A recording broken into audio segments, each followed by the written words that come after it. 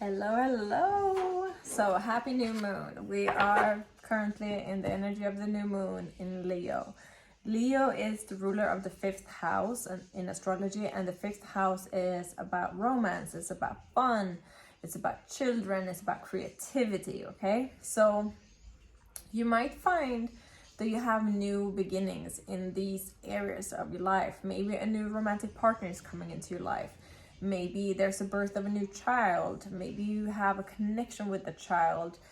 Maybe you're starting a new fun activity or a new creative project or a burst of energy, like a new fresh energy in these areas. Okay, maybe you and your partner are starting to have more fun together, or you're starting to connect with more friends. They're like fun, you know. You should also look at your individual chart and see where, if you go on astro.com and you type in your birth details. Time is very, like, you have to know the exact time of birth to know this, to see this. But you put in your details, you click on the chart, and then you have to, at the top there it says show transits. Okay, so the planets outside your chart shows you where the planets are transiting. It's in green. Okay, so then you can see where the moon is, what part of your chart the Leo is ruling. Okay, so then you can also see in that house what area of your life is getting a boost of energy. Okay, so I'm pulling some cards as well to tap into the collective energy of this moon.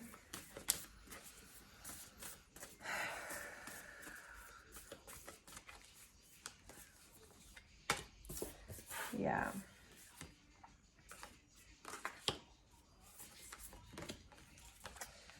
All right, so from the past we have deep replenishment, retreat, rest, be held. So you might have felt leading up to this, especially throughout Cancer season, that you might have felt the need to rest a lot, rest and replenish and just nurture yourself and listening to your body.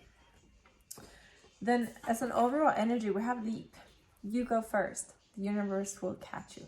So it is requiring a leap of faith at this time. We will look more into and see what that is. We have here in the present, we have mirror. Who or what is triggering you? And this is very important part in our healing journey. Okay. One of my friends on Facebook, he posted a little post yesterday about, it's not someone else that triggers you, it's the trigger that triggers you. You know, the other person doesn't have anything to do with it or the situation. You have to look at the trigger. Why is that triggering you? Like, and go back, like, why? Like, what was it that happened in the past that made it trigger you? What does it remind you of? Like, how, what kind of trauma is this, you know, bringing up for you? So that is where you see what you need to heal in yourself and what you need to work on to, you know, become a better version, better healed version. Okay. Advice card here. We have priestess. How are you being called to step up and lead? And I feel especially that's a Leo energy there as well. You know, the Leos are leaders. We're having that with the leap of faith. So you're being called at this time to leap into something where you will take a leadership. Okay, you will take the first position in your life. You will show where you should go, and others will follow. And this might be very direct related to the trigger. So if you're feeling triggered by something, there's something that you need to like step up and take charge of this. It's also about self-empowerment and self-discipline. So you look at that trigger and see, why is this triggering me? And what can I do to heal this? The ever-unfolding rose, cracked open, it's happening for you, not to you. Okay, so like this whole triggering situation, I feel like there might be some type of heightened emotions to kind of push you into take a leap of faith and take ownership of your life and taking accountability and responsibility of your life. How do you want to live? What area like does need some cleaning up?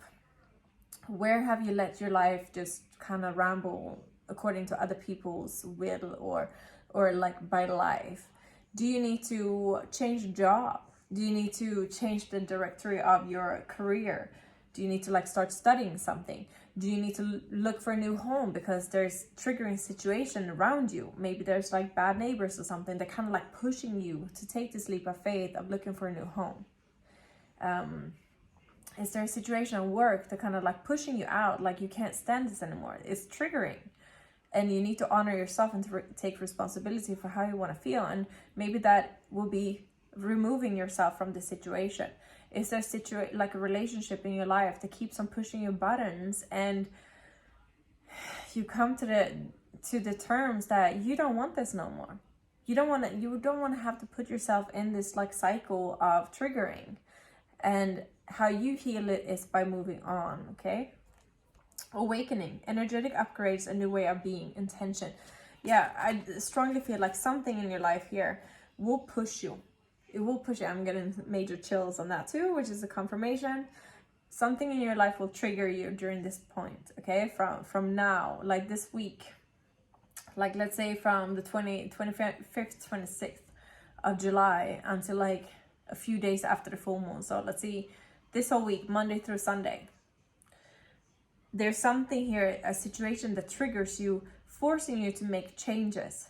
Okay, so instead of thinking too much about the trigger, think about what can you do to change this? How can you make this better? How can you, and there's this sort of awakening that will happen and you will leap. Okay. I'd like to say, you go first, the universe will catch you. They just want to see that you're leaping. They just want to see that you're going, that you're not staying in this cycle of situation that doesn't make you feel good. This could also be something related to the home as well. If there's like something that triggers you, for example, mess. I'm just looking at my own home right now. I have a bunch of like things that need to be thrown away, that's collected in the hallway and things like that. And every time I see it, I swear it triggers me. So I need to take ownership about it and do something about it, right? So it could even like show up in things like that. And the universe might just want to see me take accountability and push me, you know, so that I deal with it. And then maybe things will go very easy, you know. It's a very strong thing here, but they just want to push you a bit and see you jump, and then things will solve themselves. The Raven, magic, coincidence, and synchronistic events. By you taking this leap of faith, you're pushing, you're gonna see how things are like aligning themselves in your life. Death, this is a rebirth. The Hawk, omens, messages. The Raven is very like magical. Okay, the Raven is very magical. The Stag, pride, leadership. This is magic and spirituality. The Hawk is spiritual messages. This is omens. This is like the universe is doing something in your life, and the magic is like the magical beings and the magical like realms are coming as well. So it's like magical and spiritual coming together to push you into rebirth. This is something is done and dead. Like you need to move on, like up level your life. So I feel like this is a very, very pivotal moment this year. Is it the Lion's Gate? 8/8. 8th of August is the Lion's Gate. I feel like before then, from now until the Lion's Gate opens, then the 8th of August, I feel like this, when you look back at this life, you're gonna see something that you like been pushed to make changes, and how the universe came through. And if you don't make changes, you're gonna keep on living the same thing. Nothing's gonna happen. Daughter. Autumn. Do some research. Okay. Travel. So for some of you, it has something to travel. Could have something to do with your daughter, or like someone's, like a female in your life. Okay, this fall you might be traveling or doing some research on how you can travel. So this could even be like you needed to like Travel, I'm seeing here a move, like you packing your bags in some aspect. So this is like relocating, moving house, taking a trip, or changing job. It's like you packing up the place that you have been to go to somewhere else. Do some research if you want to, like, I feel like this will all be triggered, so whichever aspect that happens for you. Okay, let's do this last card from the Lightworker Oracle. And also, like, all the decks that you if you would like to buy decks, they're all linked below to Amazon. Okay,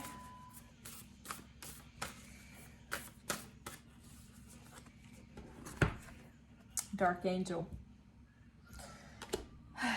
All right, so let me read to you a little bit of what it says here.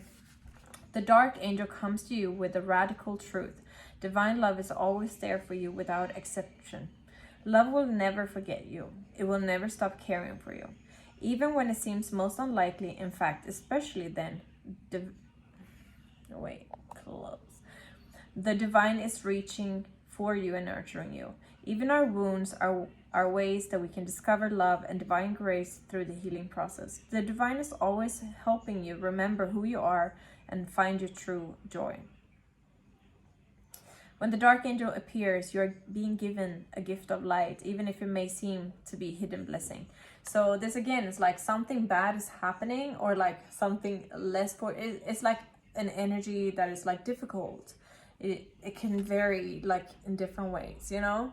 Could just be something that triggers you, like garbage, you know, or it could be something more bigger, you know. But either way, like, call upon the divine. You have both the magic and the spirituality like supporting you here, so call upon it and help them leap and make changes, and this will turn into something good.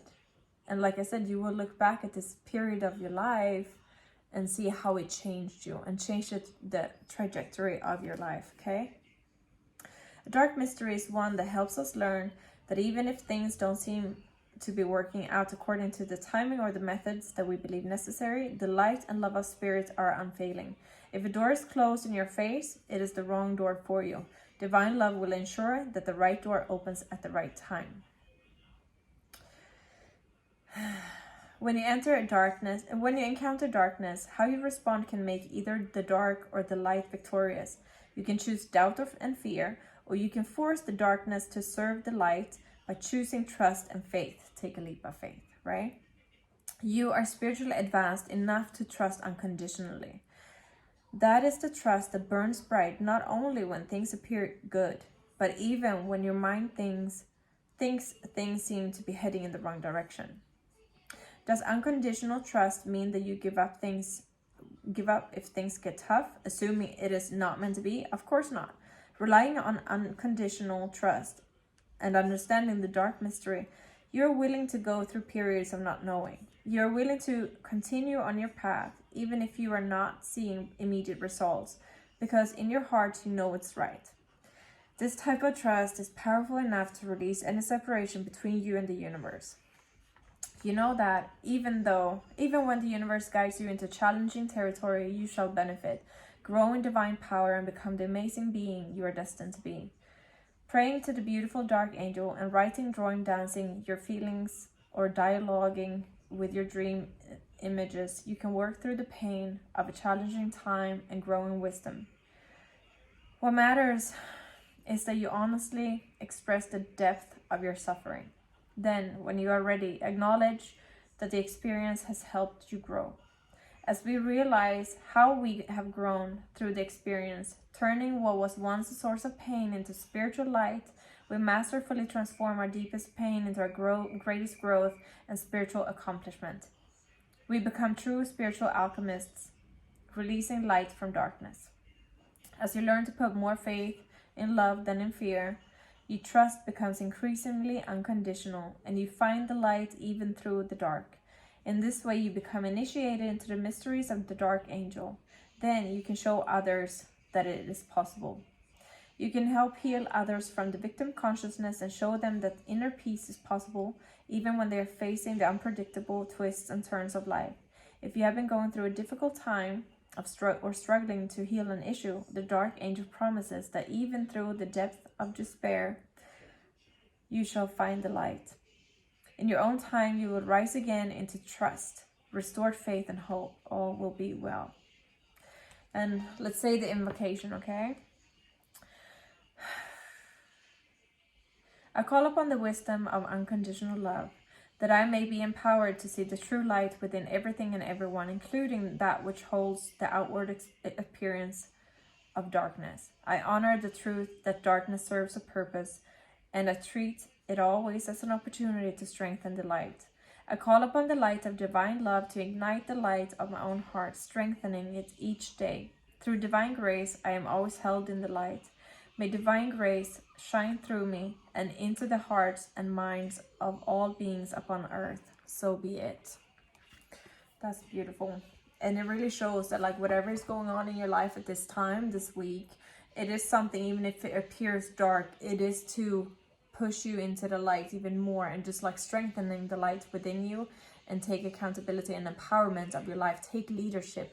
This period of your life is calling you to step up and make the changes you need for you to have the truest joy and to feel the best. All right, I hope this was helpful for you. Have a great new moon, and I'll see you again. Love you. Bye.